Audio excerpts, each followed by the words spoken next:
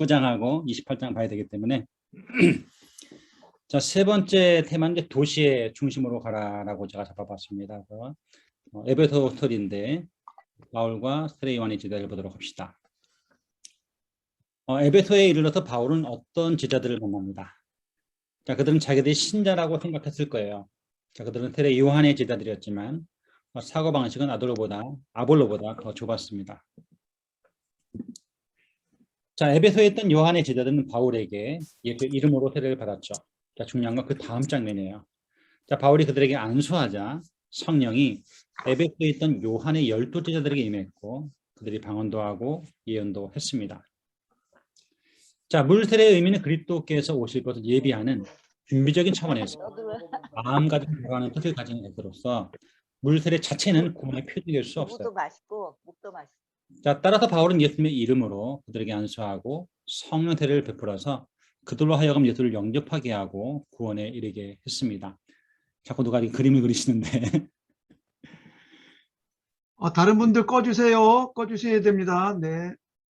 여기 누가 빨간 줄을 또 그리셨어요. 자, 오순절 신학자들은 너희가 믿을 때에 성령을 받았냐라는 말씀에서 기독교에 입문한다는 것은 두 단계를 거치는 것이라고 주장합니다. 즉 믿음과 회심으로부터 시작해서 그 후에 성령을 받는 일이 뒤따른다고 하는 것이죠. 하지만 우리는 두 가지 이유로 소위 두 단계 입문에 찬성할 수가 없어요. 자, 우선 오늘 본문에 등장한 12명의 제자들이 결코 그리스도인이 아니었다는 점을 기억해야 됩니다.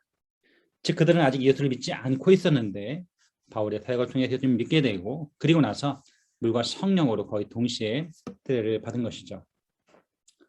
자, 한편 사도가 손을 얹은 것은 방언을 말하고 예언하는 것과 마찬가지로 사마리아에서처럼 에베소에만 특별히 해당되는 것으로서 특정한 집단이 성령에 의해서 그리스도께 속하게 되었음을 가시적이며 공개적으로 보여주기 위한 것이었습니다. 또 아까도 말씀드렸지만 사도행전 2장 그리고 8장, 19장 세 번의 오순절스러운 그런 사건이 있게 되지만 진정한 의미의 오순절 사건 딱 한 번 사도행전 2장이 유대인을 대표로 하는 전 인류에게 한 번 오셨고 8장과 19장이 또 오신 게 아니라 성령은 이미 오셨는데 그 사마리아인들이 이해할 수 있는 방식으로 또 에베소인들이 이해할 수 있는 방식으로 한 번은 사마리아 땅에서 한 번은 에베소 땅에서 일어났다라고 보시면 좋을 것 같습니다. 자, 두 번째 회당과 도란노 서원인데요. 이건 한번 좀 읽어보는 게 좋을 것 같아요. 한 번도 안 읽으셔서 사도행전 19장. 자, 사도행전 19장. 우리 8절, 9절, 10절 말씀 제가 한번 읽어드리겠습니다.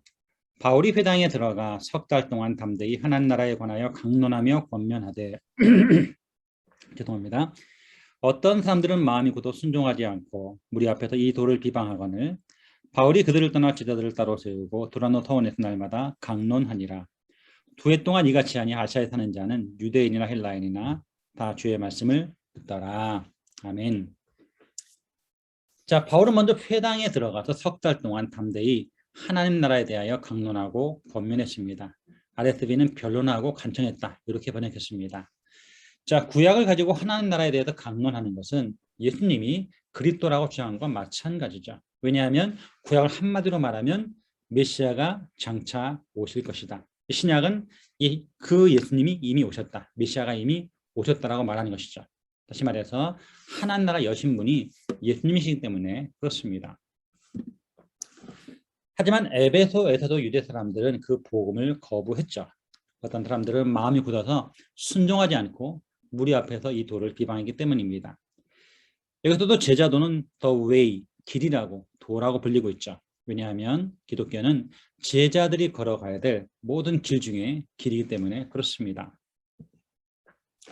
자, 회당에서 이처럼 그들이 완고하게 반대하자 바울은 그들을 떠나게 되죠. 바울은 제자들을 따로 세우고 두란노 서원에서 날마다 강론했습니다. RSV는 변론했다. 이렇게 번역했어요. 자, 2해 동안 2년 동안 이런 방식으로 이방인에게 접근한 새로운 방식을 통해서 소아시아에 사는 자는 유대인이나 헬라인이나 다 주의 말씀을 들었습니다. 자, 어떤 사람은 두란노가 일종의 철학자 혹은 교육가로서 아침에 서늘한 시간에 강의를 했으며 뜨거운 낮에는 그의 강의실 또는 집회장을 바울에게 기꺼이 무상으로 임대해 주었다고 생각합니다. 자, 분명 같은 바울이 2년 동안 날마다 기독교에 대한 강의를 함으로써 오늘날 터키에 해당하는 소아시아 지역 전체 지역이 복음화되었다고 하는 것이죠.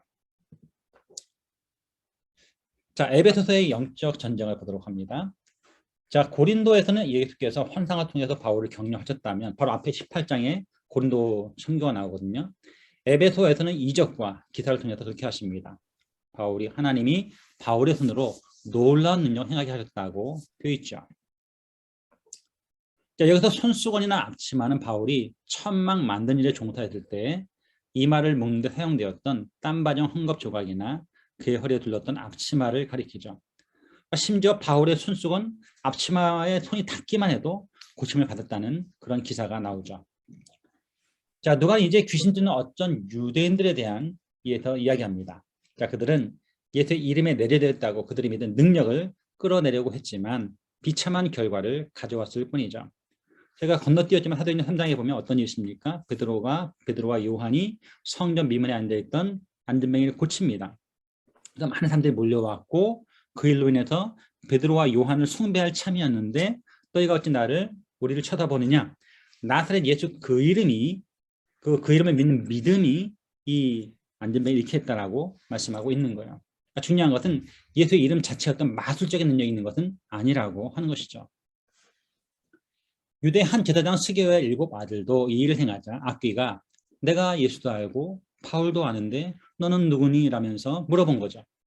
자, 악귀 들린 사람이 그에게 뛰어올라서 눌러 이겼다라고 되어 있습니다.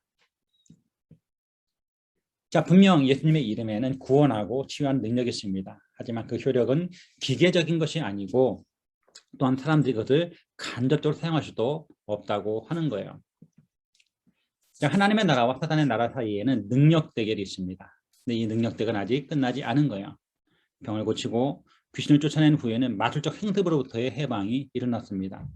혹시 이거 빨간 줄 누가 지울 수 있나요? 누가 올리셨는데? 자, 여기서 아르귀리아라는 말을 쓰고 있는데 아덴의 드라크마 은전으로서 한 드라크마는 약 하루치 임금에 해당하는 은전입니다. 그러니까 5만 드라크를 바쳤다는 건 엄청난 양을 바친 거죠. 그러니까 5만 일에 해당하는 돈을 바친 겁니다. 자, 아직은 어린 신자들이 그들의 마술 부적을 팔아서 금전상의 이익을 얻기보다는 그렇게 기꺼이 불에 던졌다라고 하는 것은 그들의 회심이 진짜라는 증거라고 볼 수가 있는 거죠. 이제 각 회심한 자들이 어마어마한 부적에 해당하는 그 5만 드라크마, 5만 일에 해당하는 그 임금을 불태워버렸다고 보는 거예요. 이제 출신자들 이러한 모범으로 더 많은 사람들이 회심하게 되었습니다. 이와 같이 주의 말씀이 힘이 있어 흥왕하여 세력을 얻었다는 언급이 바로 그 증거라고 볼 수가 있죠. 그럼 잘 보게 되면 이 에베소의 표적과 기사 사건에서 표적과 기사가 강조되는 게 아니에요. 마지막 20절에 보니까 어떻게 됐습니까? 주의 말씀이 힘이 있어 흥왕하여 세력을 얻었다라고 마무리 짓고 있습니다. 우리는 항상 이러한 유혹을 경계해야 돼요. 표적과 기사 자체가 드러나거나 사람이 드러나는 것이 아니라 말씀이 드러나고 주님이 높아짐을 받으셔야 한다고 하는 것이죠. 자, 바울의 계획을 또 보도록 하겠습니다. 사도행 19장에 짧게 나타나 있는 그런 언급인데 회당과 두란노 서원에서 복음 전도와 능력 대결이 있은 후에 바울은 먼저 마게도냐와 아가야를 거쳐서 예루살렘에 가기를 계획하고 있습니다. 나중에 가 보게 되면 바울이 로마를 거쳐서 스페인으로 간다. 뭐 그런 계획이 나오는데 지금은 당장 어디로 갑니까? 일단은 예루살렘으로 컴백하기를 원하고 있어요.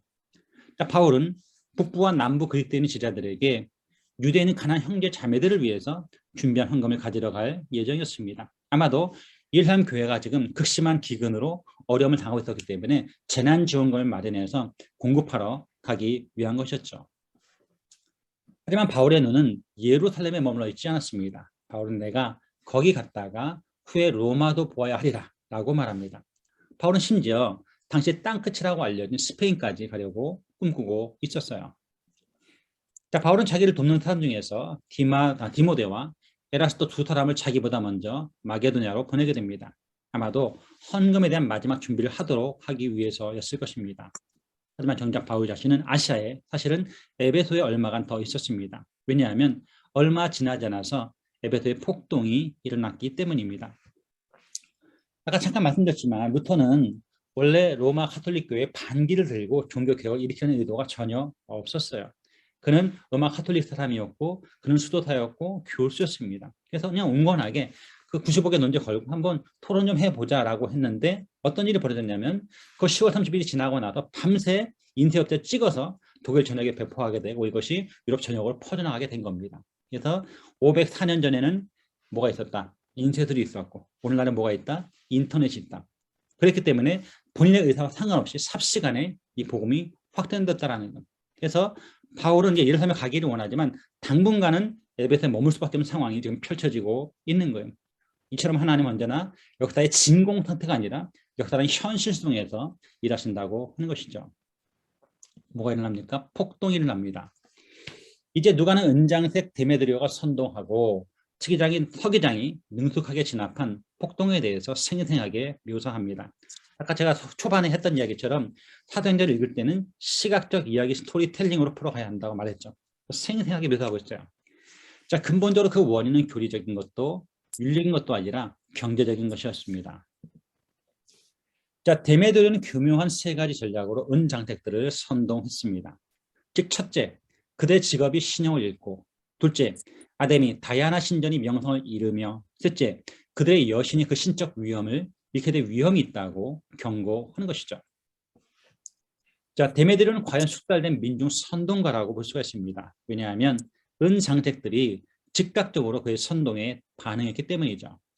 자, 격분한 직공들은 아데미 하면서 거리로 뛰어들게 됩니다. 이미 혼란이 그 극장을 지배하고 있었어요. 자, 힌치는 신학적 적절하게 주석했던 것처럼 사단이 바울에게 할 수 있는 유일한 저항은 뭐냐면 목이 쉬도록 외치는 것뿐이었습니다. 많은 사람들이 아데미 외쳤는데 왜 외치는지도 모르고 그냥 외치는 거예요. 자, 서기장은 다음 네 가지를 말하면서 폭동을 진압합니다. 첫째, 누구나 에베소가 아데미 신상과 신전을 모신 수호자라는 것을 안다라는 거예요. 이것은 부인할 수 없는 사실이기 때문에 아데미 성전은 결코 위험에 빠지지 않을 거라고 설득하는 거예요. 둘째, 이 사람들, 특별히 가이오와 아리스타고는 신성한 것을 더럽히지도 않았고 신성모독하지도 않았다라는 것입니다. 셋째, 데메드리오와 그의 동료들은 법적 절차에 대해서 잘 고쳤습니다. 만일 그들이 개인적으로 불만이 있다면 지방 총독이 여는 재판에 소송을 신청하면 되고 그들의 소송이 공적인 것이라면 그들은 민회 합법적인 회의에서 다루면 된다고 하는 것이죠.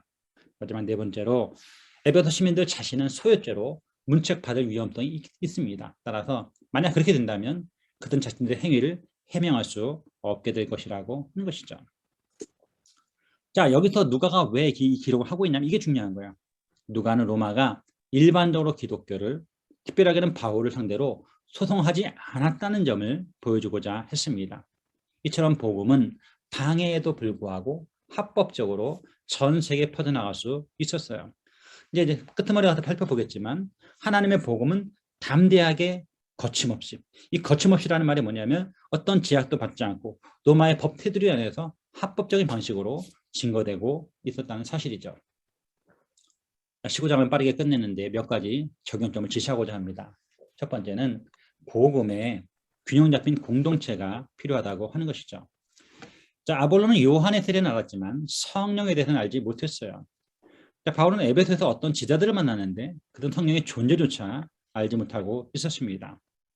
자, 바울이 그들에게 안수했더니 성령이 임하셨고 그들 중 어떤 이는 방언을 하고 또 어떤 사람들은 예언을 했죠. 그리고 바울의 전도를 통해 예수를 믿고 성령 선물로 받은 사람이 약 12명 정도 되었습니다. 자, 19장의 첫 번째 단락에서 복음이 초점일까? 아니면 성령이 초점일까? 아마 대다수의 사람들은요, 성령이 초점이라고 생각할 거예요. 하지만 제 생각은 다릅니다. 본문의 초점은 복음이라고 보아야 되죠. 왜냐하면 18장의 마지막 단락과 19장의 첫 번째 단락이, 즉 문맥이 그것을 지지하고 있기 때문이죠. 아볼로나 에베소 제자들 모두 복음의 일부만을 알고 있었어요.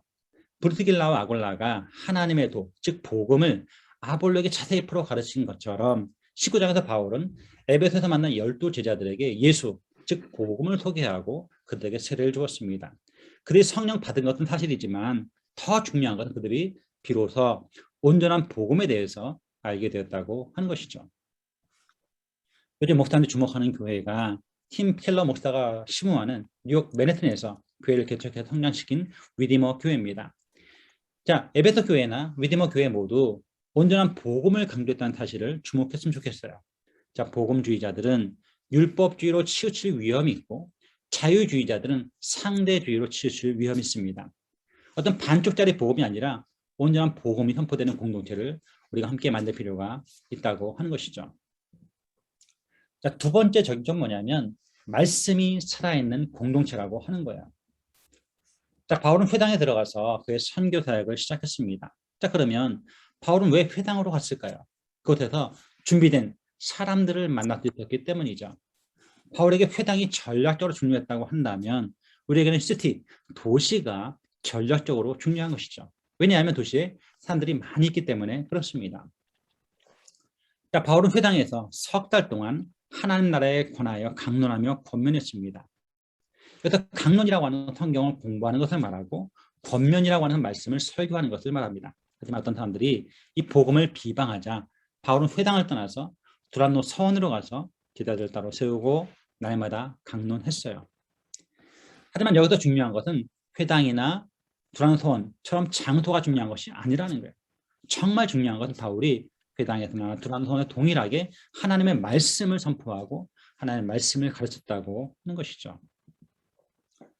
자, 바울이 처음 석 달 동안 회당에서 가르쳤을 때 무리 중 상당수는 바울의 가르침에 반대했습니다. 하지만 바울이 2년 동안 두란노 서원에서 가르쳤더니 유대인과 헬라인 모두가 아시아 사는 사람 다 주의 말씀을 들었다고 되어 있습니다. 사도가 복음을 전했음에도 불구하고 심지어 바울도 저항에 부딪혔습니다. 그러니까 우리가 복음을 전할 때 반대를 만난다고 해서 놀라지 마십시오. 19장의 전반적인 분위기는요, 밝고 활기차입니다. 왜냐하면 바울의 초기 전도에 약간의 어려움이 있긴 했지만 결국 후기 사역을 통해서 아시아 전역에서 많은 열매를 맺었기 때문입니다. 자, 우리가 도시에서 복음을 전파할 때 어쩌면 당장에 열매가 나타나지 않을 수도 있습니다. 그때 우리가 해야 될 일은 좌절하는 것이 아니라 소망 중에 인내하는 것입니다. 왜냐하면 심지어 사도 바울도 아시아에서 열매 맺기까지 2년의 세월이 필요했기 때문이죠. 무엇보다도 말씀을 선포하고 가르치는데 그 누구보다 탁월한 저와 여러분이었으면 좋겠습니다. 세 번째는 세상을 변화시키는 공동체가 필요합니다. 사도행전 3장에서 우리는 베드로에게 무엇이 없었고 무엇이 있었는지를 알고 있죠. 즉 베드로에게는 은과 금은 없었지만 예수 그 이름은 있었죠. 하지만 예수 그 이름이면 충분했습니다. 왜냐하면 그 안전병을 일으킨 것은 사도 개인의 권능과 경건이 아니라 예수 그 이름이었기 때문에 그렇죠. 그런데 2000년이 지난 오늘 정반대 현상이 벌어지고 있습니다. 우리는 그 어느 때보다도 많은 은과 금을 갖고 있죠. 하지만 2000년 전 사도들이 갖고 있었던 예수 그 이름을 믿음으로 얻게 되는 능력, 그 디나미스가 없다는 것이 바로 우리의 문제라고 볼 수 있는 거예요. 현대교회가 위기에 처한 것은 사실입니다. 하지만 성경적 공동체에 희망이 있죠. 왜냐하면 교회가 온전한 복음을 선포하고 말씀을 바르게 가르치고 예수님의 이름으로 능력을 구비한다면 난공불락처럼 보이는 그 도시도 변화될 것이기 때문에 그렇습니다. 왜 그럴까요? 하나님의 나라는 말에 있지 않고 능력에 있기 때문에 그렇습니다. 자, 신앙은요, 흉내내는 게 아닙니다. 개인적으로 예수를 만났다고 한다면 누구든지 능력을 행할 수가 있어요. 그 사람이 사도냐 아냐가 중요한 게 아니에요. 그 사람이 신자냐 아냐가 중요한 겁니다. 진실로 너에게 이르노니 만일 너에게 믿음이 겨자씨 하나만큼만 있어도 이 산을 명하여 여기도 저기로 옮겨지라 하면 옮겨질 것이요 너희가 못할 것이 없다고 말씀합니다. 그러니까 믿음의 사이즈, 크기가 중요한 게 아니에요. 왜? 겨자씨는 가장 작은 씨기 때문에 그렇습니다. 여기서 강조된 것은 믿음의 진정성이에요. 많은 사람이 병을 고치고 귀신을 쫓아내야 능력이라고 생각합니다. 하지만 예수를 모르던 자들이 예수를 믿는 것이 바로 능력이라고 하는 것이죠. 예수를 믿은 자들의 삶을 바꾸는 것이 바로 능력입니다. 거짓과 탐욕이 만연한 세속 도시 속에서 예수 그 이름 알만한 능력이 우리에게 꼭 나타나기를 주님의 이름으로 바라겠습니다. 네. 자, 네 번째는요, 선교를 지향하는 공동체가 꼭 필요합니다. 과거에는 저처럼 선교단체 출신이라면 누구나 선교에 관심을 가졌습니다. 하지만 요즘에는 전임 사역자조차 간사들조차 선교에 대해서 이 미지근한 반응을 보이고 있습니다. 묵시가 없으면 백성들이 방자하게 행합니다. 오늘날 이 꿈을 가진 사람 만나기 참 어렵죠. 왜냐하면 사는 것이 너무 암담하기 때문에 그렇습니다. 2019년 통계에 따르면 한국 대학생 한 사람의 스펙 비용이 평균 4천만 넘게 들어갑니다. 죽도록 아르바이트를 해봐야 한 달에 40만 원 벌기도 바빠요. 자, 빛나는 세대들의 청년 학생들이 빚을 지며 살고 있는 현실이 바로 오늘날 한국의 현실이라고 하는 것이죠. 하지만 상황이 암담하면 할수록 우리는 희망을 잃지 말아야 됩니다. 19장에서 중요한 것은 사도 바울이 에베소 교회 개척의 성공에 안주하지 않았다고 하는 거예요. 바울은 예루살렘에 갔다가 로마에 가기를 원하고 있습니다. 왜냐하면 당시 로마가 세계의 중심이었기 때문이죠. 그리고 할 수만 있다면 당시 땅끝이라 알려진 스페인까지 가는 게 바울의 비전이었어요. 여전히 죄 많은 세상은 온전한 복음을 필요로 하고 있습니다. 아직도 미숙한 성도들은 살아있는 말씀을 필요로 하죠. 점점 포악해지는 세상은 진정한 변화를 필요로 합니다. 6천여 미 전도 종족은 선교 지향적 공동체를 필요로 하고 있어요. 이 긴박한 일에 몸과 마음을 동참하는 우리가 모두가 되기를 바라겠습니다. 아멘. 아멘. 자, 마지막 내관 땅끝에서 땅끝을 보라는데 좀 길죠. 본문이 27장부터 28장까지 빠르게 보도록 하겠습니다. 자, 가이사라에서 그레데로. 자, 아드라 뭇대는 손 배. 여러분 그 좋은 성경책 갖고 계시면 다 뭐가 있습니까? 성경 지도가 있고 거기에 꼭 뭐가 나오냐면 바울의 1차, 2차, 3차 선교여행 지도가 나옵니다. 그걸 참조하시면서 보면 더 좋을 것 같아요. 자, 사도행전 27장을 읽은 많은 사람은 그 기사의 정밀함과 정확함 그리고 생생함에 대해서 강조해 왔습니다. 하지만 제임스 스미스가 적절하게 지적하는 것처럼 27장은 목격자 감사합니다. 전문적 항해사는 아닌 물에 익숙하지 않은 사람이 썼다고 보는 것이 적절해 보입니다. 우리는 종종 사람에 대해서 과대 평가하는 경향이 있어요. 그럼 누가는 직업이 뭐였습니까?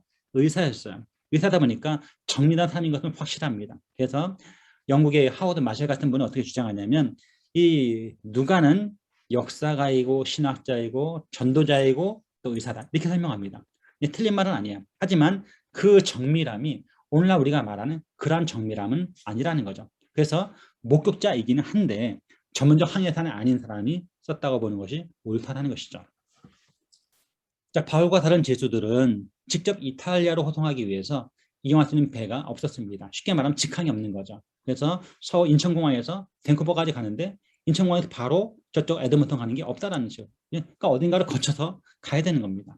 그래서 가이사라에서 멜리데로 가는 항해에는 두 단계에 걸쳐서 두 배로 나뉘어서 이루어졌습니다. 하나는 아드라 뭇데노에서 온 배였고 또 하나는 알렉산드리아에서 온 배였습니다.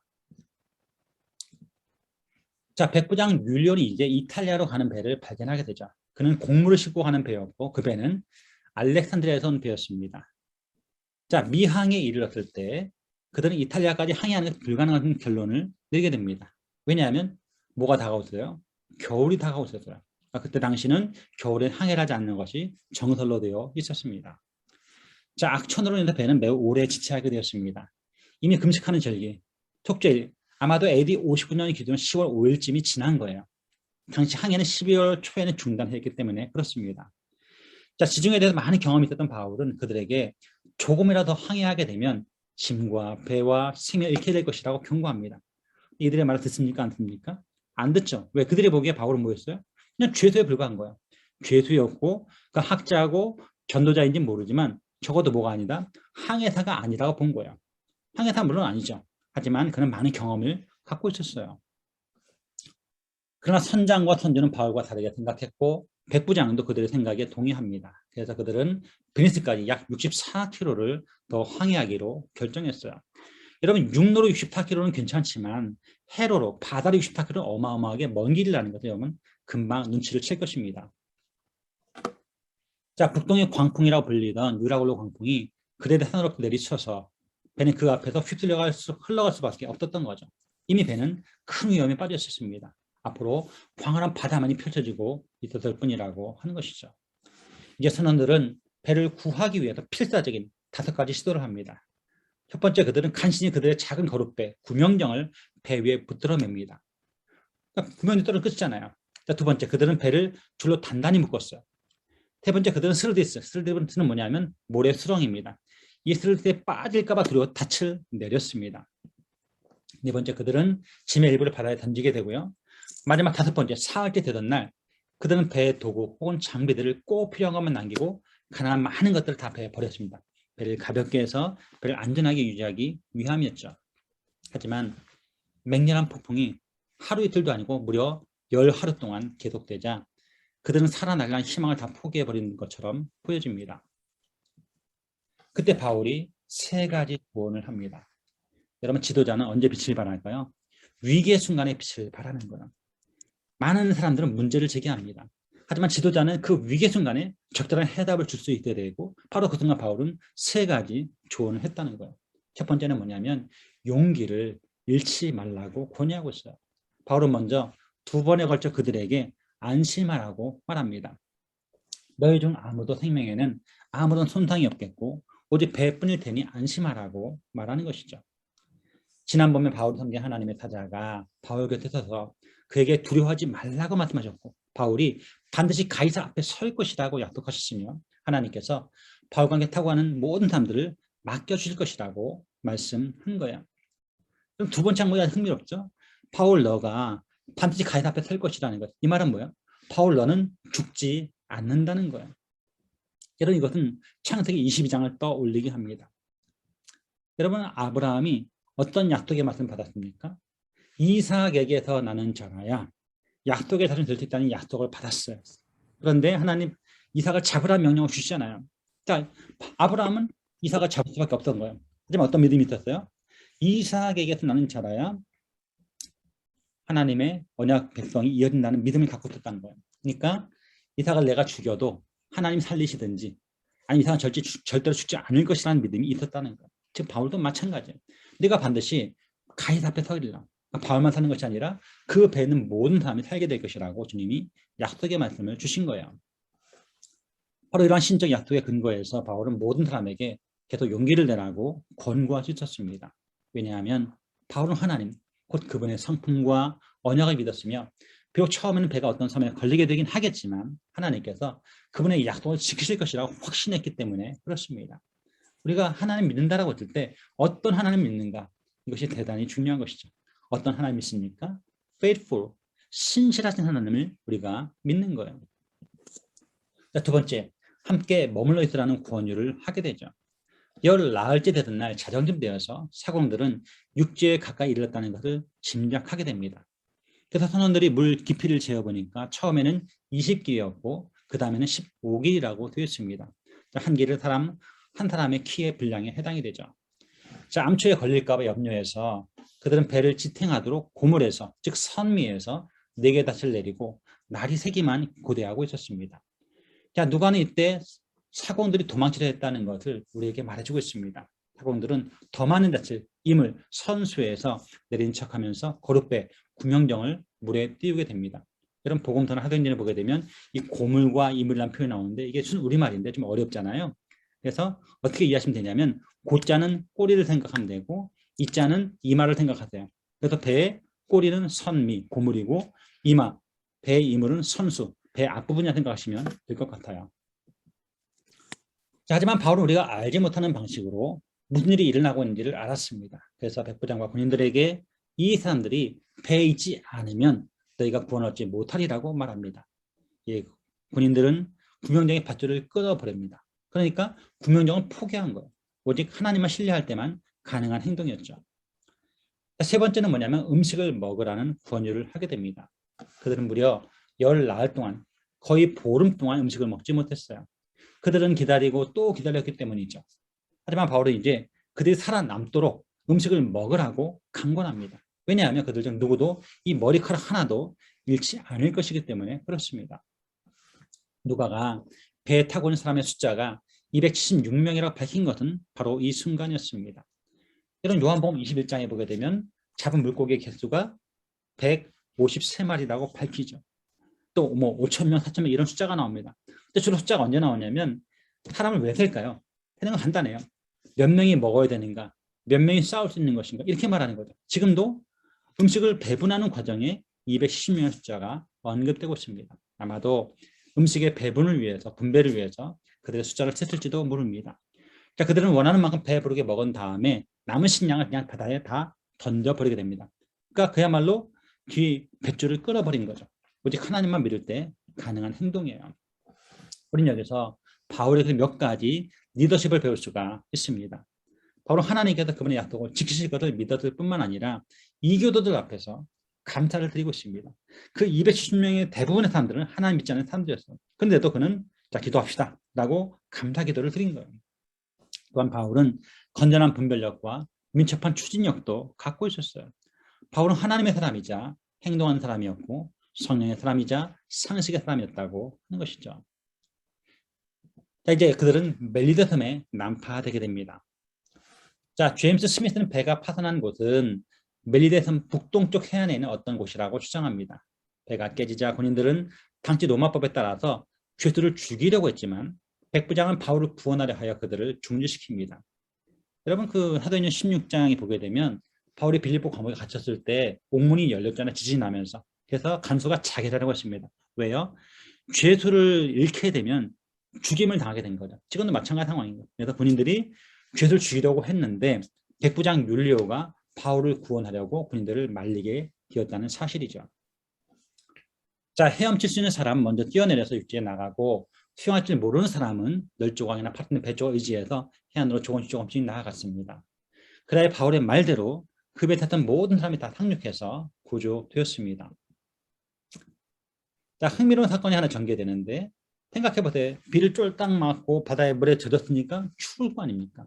그래서 그들 해변에서 모닥불을 피우게 되는데 이때 원주민으로 번역된 헬라어가 뭐냐면 바바리안입니다. 바바리안. 자, 헬라인들은 자국어를 말하는 즉 헬라어가 아닌 자기네 나라 말을 말하는 모든 외국인에게 이 바바리안이라는 말을 썼어요. 하지만 이 난파된 배의 조난자들에게 보여준 특별한 동정은 그들이 거친 야만인이 아니라는 것을 보여줍니다. 그러니까 바바리안은 야만인과 동의어거든요. 하지만 이 멜리섬의 그 원주민이 보여준 행동은 지극히 현숙한 또 넉넉한 배려와 힘이 있는 신사적인 행동이었다고 볼 수가 있는 것이죠.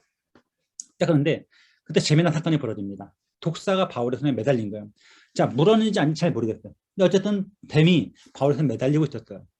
자, 원주민은 당연히 바울이 그 뱀에게 물렸다고 생각했고 바울이 살인자로서 바다에서는 구조를 받았지만 정의와 공의의 여신이었던 디케의 추격을 받아서 이제 죽게 될 것이라고 결론을 내렸습니다. 자, 그런데 바울이 그 뱀을 떨어버립니다. 떨어버렸는데 뻘쩡한 거예요. 몸이 붙지도 않고 죽지도 않았습니다.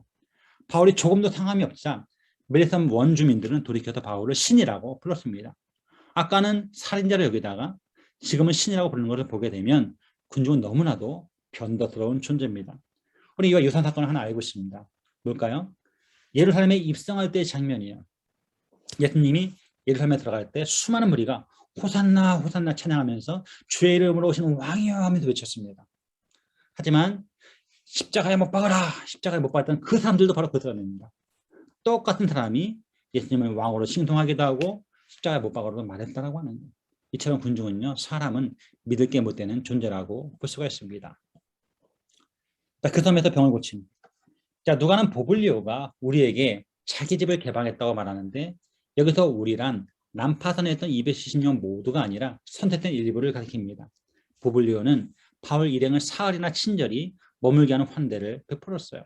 그러니까 아마도 좀 유력한 사람들만 그쪽 보블리오 집에 머물렀던 것 같아요. 자, 그런데 바울 일행이 그곳에 머무는 동안 보블리오의 아버지가 병상에 누워 있었습니다. 이 멜리데 열병은요, 평균 4개월 동안 지속되며 심지어 심한 경우는 2, 3년간 지속되기도 했습니다. 하지만 보블리오의 아버지는 그렇지 않았는데 바울의 기도와 안수를 통해서 즉시 고침을 받았기 때문에 그렇습니다. 자, 그 소식이 퍼져나가자 멜리섬에 있던 모든 병자들이 와서 그들도 고침을 받았습니다. 이제 멜리섬 사람들은 선물을 주고 필요한 것을 공급해 주는 것으로 그들의 감사를 표현했어요. 자, 조난당한 사람들은 멜리섬에서 겨울 석 달을 보내게 됩니다. 아마도 11월 중순부터 2월 중순까지 머물렀을 것으로 추정이 됩니다.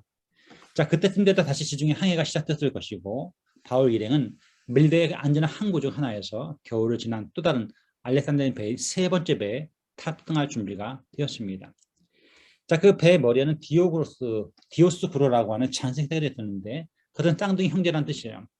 그래서 로마 신화에서 주피터의 아들이었던 또 항해의 신이었던 하늘의 보호자였던 이 카스터와 플루토 형제를 가리킨 것으로 추정이 됩니다. 자, 누가는 헤로와 육로를 이용한 로마까지 남은 여정을 4단계로 소개하고 있어요. 첫째로 바울이랑 멜리데에서 북동쪽으로 가서 시실리의 수도였던 수라고사로 가서 그 사흘을 지내게 됩니다. 둘째로 그들은 더 북쪽으로 항해해 가서 이탈리아의 발끝과 같이 생긴 부분에 있는 레기온에 정박하게 되죠. 자, 셋째로 바울이는 그 다음날 남풍을 타고 계속 항해해서 네플즈 안에 있는 보디올에 정박하게 됩니다. 그리고 마지막 4번째 여정은 헤로가 아니라 육로였어요. 로마에 있는 그리스도인들이 바울 일행이 온다는 소식을 듣고 그들을 맞이하기 위해서 대표단이 나왔습니다. 그들을 보고 하나님께 감사하고 담대한 마음을 얻은 바울은 7일 후에 로마로 가게 됩니다. 여러분, 지금 죄수 이송 과정이라고 보기에는 상당한 환대를 받고 있는 바울의 모습을 보게 돼요. 아까도 말했지만 하나님의 복음은 거침없이 지금 증거되고 있습니다. 오히려 로마의 보호를 받으면서 로마로 진군하고 있는 것이죠. 자, 로마에 도착하자마자 바울은 자기 자신의 새방에 살면서 계속해서 로마 군인의 감시를 받게 되죠. 가장 믿을 만한 해석에 따르면 이 군인은 로마 친위대 행정관의 우두머리였을 것도 추정이 됩니다. 왜냐하면 이 관리는 로마에서 재판을 기다리고 있는 죄수들에 대한 행정상 통제권을 갖고 있었을 만한 간단히 가장 많은 사람이었기 때문에 그렇죠. 자, 이제 유대인과 이방인을 위한 복음을 넘어가서 바울이 유대인에게 말함을 보도록 합시다. 자, 바울은 자신의 원칙을 따라서 심지어 당시 세계의 중심이었던 로마에서도 먼저 유대인에게 말을 했습니다. 바울의 전략은 항상 회당에서 먼저 누구를 만난다? 유대인을 만난다. 이것도 바울은 3가지 사항을 강조했습니다. 첫째, 바울은 유대인에 대해서 아니면 그들 조상의 풍토 해친 일이 결코 없다고 변론하고 있습니다. 둘째, 바울은 체포돼서 로마에 넘겨져서 신문 받았지만 그래서 죽일 만한 아무런 혐의도 발견할 수도 없었기 때문에 로마에는 바울을 석방하려고 했습니다. 셋째, 바울은 자기 백성에게 아무런 잘못도 행하지 않았으면서도 가이사 시저에게 상소한 것은 유대인들이 바울을 놓아주는 것을 반대했기 때문입니다. 그래서 여러분 참 재밌는 것이 예수께서 예루살렘에 들어가는 방식하고 바울이 로마로 들어가는 방식이 조금 다릅니다. 예수님은 어쩌면 왕처럼 비록 나귀를 타고 들어가셨지만 입성하셨습니다. 그러면 바울은 죄수의 신분으로 로마에 들어가고 있다고 하는 거예요. 자, 바울이 유대인들을 만나고자 하는 것은 몇 가지 사항들을 해명하기 위해서였습니다.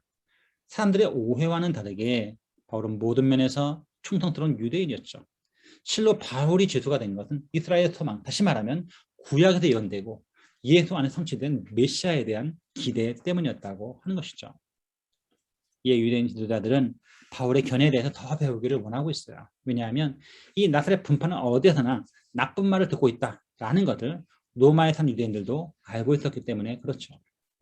정해진 날 유대인들은 바울의 수대 훨씬 더 많은 사람들을 불러 모았어요. 그러자 아침부터 저녁까지 온종일 바울은 2가지 사실을 집중적으로 말합니다. 하나는 바울은 하나님 나라의 특징과 도를 설명합니다. 또 하나는 바울은 성경으로부터 예수에 대해서 깨닫도록 힘쓰고 있었다는 것이죠. 그런데 어떤 일이 벌어졌을까요? 바울이 이방인을 향합니다. 당연히 그들이 배척했다는 것을 알 수가 있는 것이죠. 자, 바울의 성경 강해는 그의 청중을 둘로 나누어 놓았어요. 즉 어떤 사람들은 바울의 말을 믿었지만 다른 사람들은 믿지 않았다고 하는 거예요. 청중 서로 완전히 의견이 엇갈려서 집으로 돌아갔습니다. 바울의 인용문에 따르면 듣는 것과 깨닫는 것, 보는 것과 아는 것은 다르고 사람들이 깨닫지 못하는 것은 그들이 의도적으로 마음을 무디게 하고 귀를 둔하게 하고 눈을 감았기 때문이라고 하는 거예요. 만약 그렇지 않았다면 유대인들은 보고 듣고 깨닫고 돌이켜서 구원을 받을 수 있었겠죠. 유대인들이 고의로 복음을 거부했기 때문에 바울은 하나님의 구원이 이방인들에게 보내어졌고 이방인들은 복음을 열린 귀로 받아들일 것이지만 유대인들이 귀를 닫았다라고 하는 것을 그들이 알기는 원했어요. 이게 바로 4번째로, 첫 번째는 비스디아 안디옥에서, 2번째는 고린도에서, 3번째는 에베소에서, 지금은 로마에서 다시 한번 어디로? 유대인에게서 이방인에게로 돌이키고 있다는 사실이죠. 이제 가장 중요한 대목에 이르렀습니다. 바울이 모든 사람을 환영한. 자, 바울이 지난 것은요 2가지였어요. 하나는 하나님의 나라였고 또 하나는 주 예수 그리스도에 대한 것이었습니다. 하지만 사도행전의 마지막 때로 가장 강조된 것은 뭐냐면 바울의 두 가지 태도라고 볼 수 있습니다. 하나는 담대함이고 또 하나는 거침없음이라고 볼 수가 있는 거죠. 여기서 담대하다라고 번역된 헬라어 파레시아라는 말은요, 진리를 은폐하지 않고 솔직하며 표현이 모호하지 않고 분명하며 자신이 있는 결과에 대한 두려움이 없는 것을 뜻합니다. 단순히 감정적으로 두려워하지 않는 정도가 아니라는 것, 진리에 대해서 단호한 태도를 취하는 것이 바로 담대함이라고 볼 수 있는 것이죠. 두 번째, 거침없다로 번역된 헬라어 아콜로투스라는 말은 비록 군인의 감시는 계속되었지만 당국에서 바울이 말하는 것에 대한 금지령을 내리지는 않았다라는 것. 다시 말하면 적법한 방식으로 복음이 증거되고 있었다고 하는 거예요. 자, 바울의 손은 묶여 있었지만 그의 입은 예수를 위해서 열려 있었습니다. 바울은 사슬에 매여 있었지만 하나님의 말씀 매여 있지 않았다고 하는 거예요. 담대하게 거침없이는 복음이 내적으로나 외적으로 제한을 받지 않고 누렸던 자유를 묘사하고 있습니다. 적용을 하려고 합니다. 세 가지만 적용하려고 하는데 첫 번째는 논리적으로 변론함으로 소망을 외쳐야 한다는 거예요. 바울은요, 드디어 로마에 입성했습니다. 바울은 로마 감옥에 감금된 지 사흘째 되던 날 바울은 유대인의 높은 사람들을 청하고 이야기를 시작하고 있어요. 바울은 두 가지 면에서 멋진 출발을 하고 있습니다. 한편으로 바울은 자신이 그들과 같은 유대인이라는 점을 부각시킵니다. 여러분 아까 베드로 이야기 나왔었는데 베드로전서 5장에 보게 되면 바울이 이렇게 말합니다. 나는 너희들과 함께 장로된 자로서 이렇게 말해요. 그러니까 베드로는 자신의 사도됨을 주장하기보다는 나도 너희와 같은 장로야 라고 말하면서 동일시하고 있습니다. 지금 바울도 마찬가지죠. 나도 너희와 똑같은 유대인이야 이렇게 말하면서 이야기를 시작하고 있다고 하는 거예요. 다른 한편으로 바울은 그들이 그토록 고대하던 이스라엘 소망에 대해서 이야기합니다. 그들이 그토록 갈망하는 것은 바로 메시아의 오심에 대해서 갈망하고 있었다고 하는 것이죠. 바울의 첫 번째 전도는 아주 성공적이었어요. 왜냐하면 그때 모인 유대인들이 반응을, 리액션을 보였기 때문이죠. 이것이 확실히 전통적인 방식의 전도는 아닙니다. 요즘 말로 하면 변증 터 콘서트라고 볼 수가 있는 것이죠. 바울이 문제를 제기하고 유대인 청년들은 반응하고 있습니다. 더 중요한 것들이 들을 준비를 하고 있었다고 하는 것이죠. 우리가 세상에서 소망을 외칠 때에도 동일한 태도가 필요합니다. 패러다임의 전환이 필요하다고 하는 이야기죠. 너희 마음에 그리스도를 주로 삼아 거룩하게 하고 너희 속에는 소망에 관한 이유를 묻는 자에게는 대답할 것을 항상 준비하되 온유와 두려움을 하라고 그대로 사도는 권면하고 있어요. 모든 것을 포기하고 절망의 시대를 사는 사람들에게 우리는 대답할 것을 항상 준비해야 됩니다. 내용도 컨텐츠도 준비해야 되지만 태도도 애티튜드도 준비할 필요가 있다고 하는 거예요. 대답할 내용은 하나님 나라와 복음이고 대답할 태도는 온유와 두려움이라고 할 수 있어요. 두 번째, 성경을 강론함으로 소망을 외쳐야 됩니다. 많은 유대인들이 바울이 유숙한 집으로 오자 바울은 아침부터 저녁까지 강론했습니다. 한편으로 하나님의 나라를 증언했고 다른 한편으로는 예수에 대해서 권했습니다. 사실은 두 가지가 아니라 한 가지죠. 복음과 하나님의 나라는 결국 한 가지라는 거예요. 복음의 핵심은 예수고 예수가 전한 메시지는 하나님의 나라였다고 하는 거예요. 바울은 모세의 율법과 선자의 말로 복음을 전했습니다. 이것은 히브리 성경 타나크를 가리키는 전형적인 표현이죠. 이 타나크라는 말은 토라, 네빔, 케투빔의 앞글자를 따서 붙인 이름입니다. 다시 말하면 바울은 지금 유대인의 경전을 타나크로 변증 토 콘서트를 전개하고 있는 거예요. 이것은 두 가지 면에서 의미가 있습니다. 한편으로 우리는 복음을 전할 때 다름 아닌 성경을 가지고 복음을 전해야 한다고 하는 거예요. 복음이 다름 아닌 성경에 담겨있기 때문에 그것은 너무나도 당연한 이치죠. 다른 한편으로 우리는 이 복음을 전할 때 상대가 알아들 수 있는 말로 복음을 전해야 됩니다. 저는 특별히 이 부분을 강조하고 싶은 거예요. 그런데 바울의 말을 믿는 사람도 있고 믿지 않는 사람도 있었어요. 그래서 바울은 혼자 이사야의 글을 인용하면서 이렇게 말합니다. 그들이 듣기는 들어도 깨닫지 못하고 보기는 보아도 알지 못한다고 하는 것이죠. 그래서 바울은 이제 하나님의 구원 역사가 유대인에게서 이방인으로 옮겨졌다고 말하고 있는 거예요. 청년 목회의 비결이 무엇인가? 라는 질문에 팀 켈러는 나는 청년들에게 말하려고 하지 않았고 청년들에게 듣는 일에 집중했다고 대답합니다. 그리고 나서 오늘날 기독교인이 사용하는 용어는 쉽게 풀어쓸 필요가 있다고 말합니다. 오늘날 신자를 쓰는 용어는요. 거의 외래어가 아니라 외계어 수준의 말들을 쓰고 있는 거예요. 승리하셨습니까? 거듭나셨나요? 은혜 받았나요? 수많은 말들이 너무 전문적인 용어여서 비신자는 도무지 알아들 수가 없는 거예요. 다시 말해서 불신자가 이해할 수 있는 용어로 소통해야만 소통이 일어난다고 하는 것이죠. 본문에서 바울이 로마에서 하는 일이 오늘날 팀 켈러 목사가 세상의 중심에서 하는 일입니다. 세상의 중심에서 오직 성경을 가지고 그러나 현대를 사는 세상 사람들 누구나 이해할 수 있는 용어로 소망 외치시기를 바라겠습니다. 아멘. 아멘. 자, 세 번째, 끊임없이 담대하게 소망을 외쳐야 됩니다. 자, 바울의 변증 토 콘서트는 단회적인 사건이 아니었어요.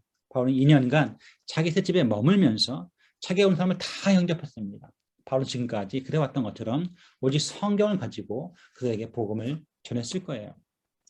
자, 바울은 디모데에게 이렇게 말합니다. 너는 말씀을 전파하라. 때를 얻든지 못 얻든지 항상 힘쓰라.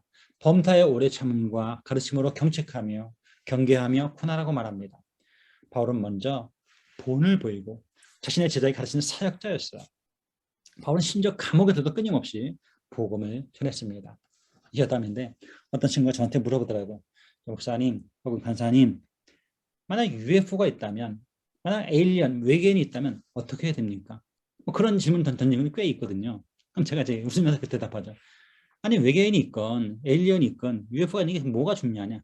정말 외계인이 있거나 에일리언이 있거나 막 UFO가 있다고 한다면 그들에게도 복음을 전하면 된다. 우리가 할 일은 복음을 전하는 것이다. 제가 대답했던 이야기였어요. 바울이 지금요 감옥에 갇혀 있습니다. 감옥에서는 끊임없이 복음을 전하고 있었다고 하는 사실이에요. 사도행전은 다소 이상한 결말로 끝나고 있습니다. 바울이 하나님 나라를 전파하며 주 예수 그리스도에 관한 모든 것을 가르치고 있었다는 말씀으로 사도행전이 끝나고 있어요. 사도행전의 마지막 구절에 정말 중요한 단어가 두 가지가 있어요. 하나는 담대하게라는 말이고 또 하나는 거침없이라는 말이에요. 한 번 루터가 너무 침울했으니까 아내가 상복을 입고 루터 앞에 나타나서 말합니다.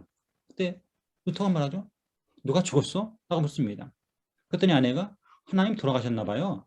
그때 루터가 이 무슨 불경한 말이요? 라고 대답하자 당신이 그토록 우울해하는 걸 보니 전 또 당신이 믿는 하나님이 돌아가셨나 보죠. 라고 생각했다고 하는 겁니다. 은혜가 충만할 때는 그 어디나 하늘나라 같지만 우리가 사는 세상은 소망이 끊어진 지옥 같습니다. 우리 속에 관한 소망에 관한 이유를 묻는 사람들에게 성경을 가지고 그들이 알아들 수 있는 말로 거침없이 담대하게 복음을 전하고 가르치는 저 여러분 다 되시기를 주님의 이름으로 바라겠습니다. 네. 아멘. 자, 이제 메인 강의로 넘어오겠습니다. 지금까지는 서론이었습니다. 사실은 이 결론을 이끌어내기 위해서 앞에 이야기를 쭉 한 거야. 자, 세 명의 학자들 이야기를 하려고 하는데 첫 번째는 여러분 살펴보았던 마이클 윌키스입니다.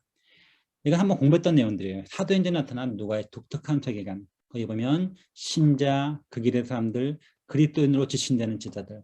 일단 하나 이걸 기억합시다. 여러분 복음서에는 어떤 말이 나오냐면 제자라는 말이 나옵니다. 사도행전 넘어오면 제자라는 단수가 제자들로 바뀌어요.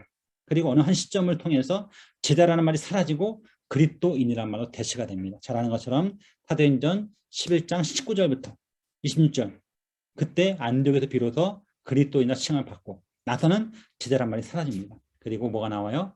그리스도라는 말로 바뀝니다. 그 말은 그리스도인은 곧 제자와 동료라는 것을 알 수가 있습니다. 자, 누가 행전의 제자라는 말은 자신의 믿음을 예수님에게 두고 그분을 따르는 사람들, 곧 회심자를 일컫는 말이에요. 제자라는 용어가 사도행전에서 계속 사용되고 있다는 사실은 예수님의 지상 사역 기간에 그분을 따랐던 사람들과 부활 이후에 교회에 속한 사람들 사이에 연속성이 유지되었음을 보여준다는 것이죠. 다시 말하면 예수님의 제자들이나 초대교회 성도들이나 사실은 같은 연장선상에 있다고 하는 거예요. 자, 그리스도인이라는 단어가 성경에 처음 등장할 때 제자들이라는 단어와 연결됐다는 점도 시사하는 바가 크죠. 그래서 제자는 다시 한번 신자를 의미합니다. 이처럼 누가는 단순히 신자를 비신자와 구별하기 위해서 제자라는 말을 쓰고 있는 것. 다시 말하면 신자가 곧 제자라는 것을 여러분 기억할 필요가 있습니다. 사도행전 독특한 것이 뭐냐면 교회로서의 제자들이라는 말이 등장합니다. 비록 믿는 자들이라는 표현과 제자들이라는 표현을 동일시하기는 하지만 의미심장하게도 누가는 오순절의 도래와 함께 제자들을 위한 새 시대가 시작되었음을 선언하고 있어요. 중요한 것은 사도행전에서 이 제자라는 단어가 새로운 신앙 공동체인 교회와 긴밀하게 연결되어 있을 뿐만 아니라 부활 이후에 신자들을 가리키는 데 사용된다고 하는 점이죠. 그러니까 부활 승천 사건이 있기 전에는 예수님과 제자들만 있었어요. 그런데 오른쪽 성령 강림이 오고 나서 시작된 공동체가 뭡니까?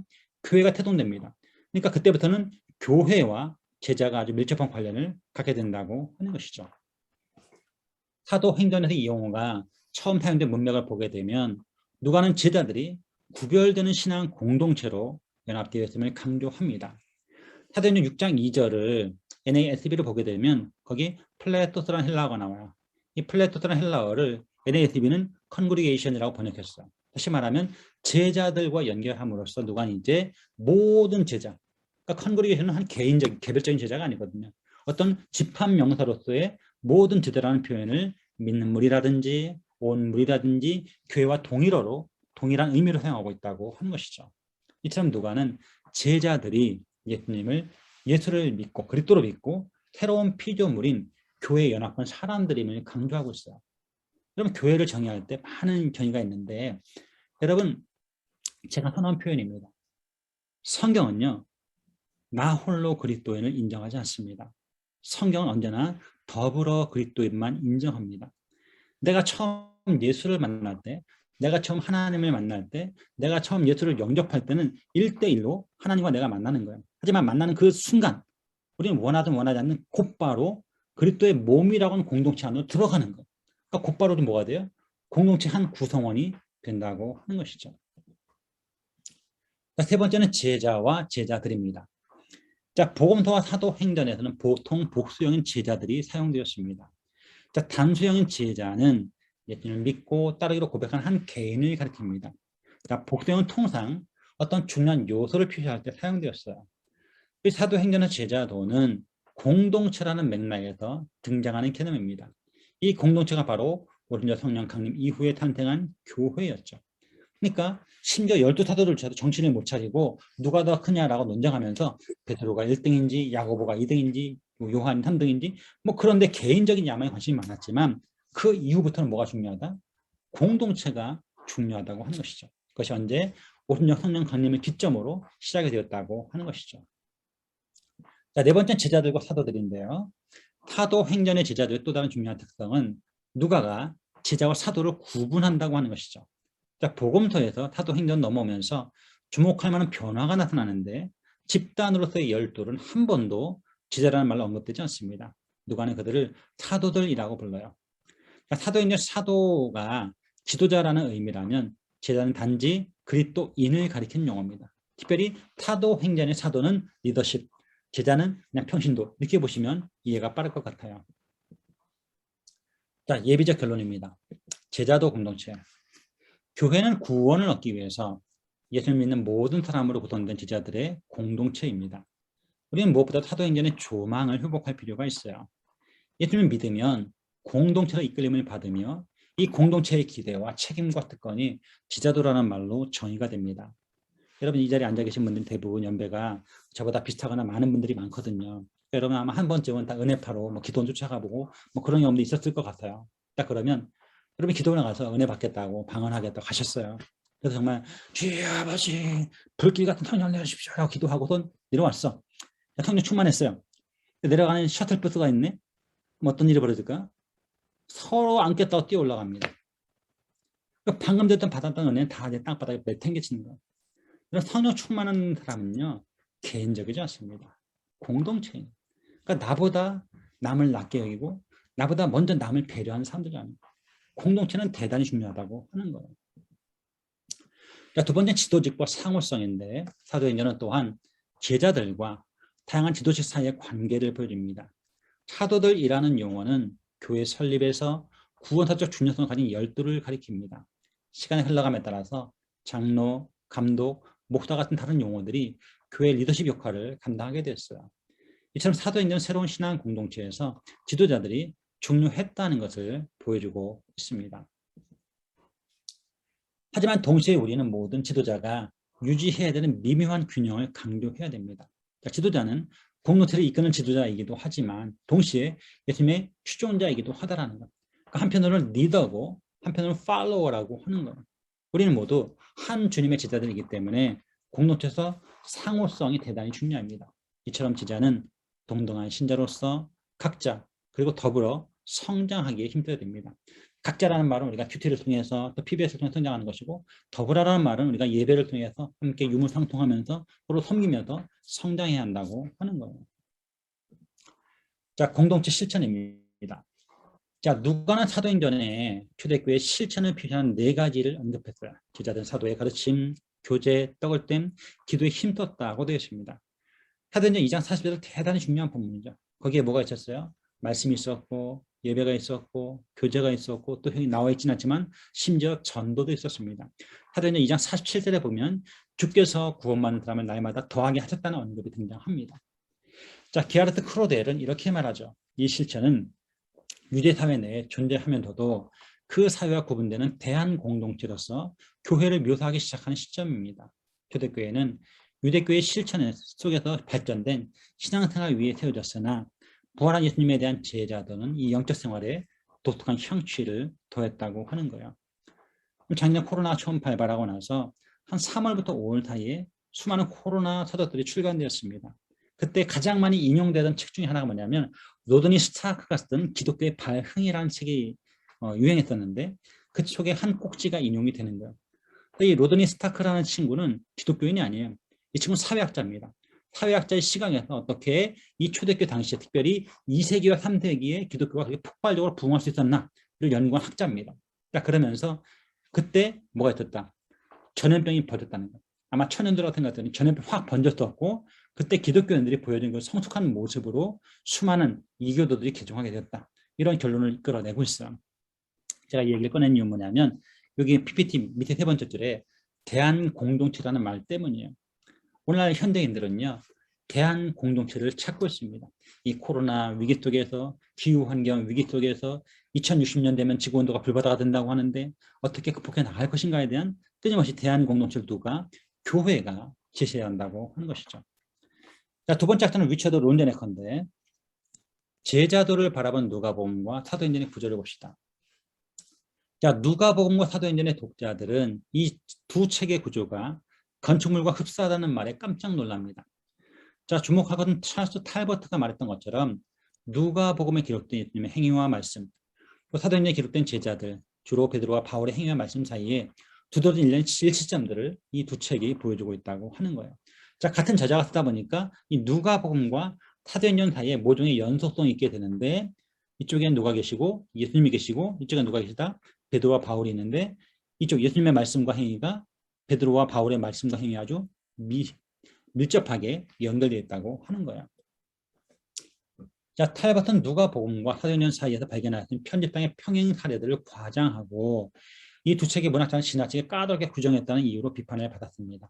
자, 분명히 잘못한 부분이 있다라는 거예요. 하지만 다음과 같은 그 탈버트의 강조점은 충분하게 확실하게 증명이 되었다고 하는 거예요. 첫 번째, 누가복음과 사도행전은 그 구조상 둘이 한 건축물을 이루고 있다. 이것은 증명이 됐습니다. 자, 2번째, 사도행전이 묘사한 초대교회의 사역은 누가복음이 그려내고 예수님의 전승에 기초하여 이루어진 것으로 보아야 한다라는 거예요. 아까 우리 그 말씀을 살펴보았습니다. 사도행전 2장 42절에 보면 그때의 사람들 어땠습니까? 사도의 가르침을 받아. 그러니까 신약 교회를 형성하는 가장 중요한 포인트 중 하나가 뭐냐면 사도적 전승입니다. 근데 사도적 전승은 사도들이 창안해낸 게 아니죠. 결국 누구예요? 예수의 가르침이고 예수님의 사역이고 예수님의 전승이라는 거예요. 그래서 예수님의 말씀과 가르침을 사도들이 어디에 초대교회로 이렇게 띠가 그런 연속성이 이어지고 있다고 하는 것이죠. 자, 2번째, 사도행전에 나타난 제자도의 모습. 사도행전도 누가가 나사렛에서 벌어진 일을 이야기하면서 선포한 2가지 기본 주제, 즉 누가가 그의 복음서에서 시종일관 견지한 주제를 재차 강조하고 있습니다. 자, 누가복음 4장에 무슨 일이 있었나요? 소위 말하는 나사렛 회당 선언이 나옵니다. 거기서 예수님이 어떤 목적으로 내가 가난한 자에게 복음을 전하게 하시려고 이 땅에 오셨다고 말씀하고 있는 거죠. 첫 번째, 하나님의 영이 그분의 종들에게 임했다는 것. 예수님에게만 아니라 누구한테? 제자들에게 임했다는 것. 2번째, 하나님 구원행위라는 복음의 선포라고 하는 것.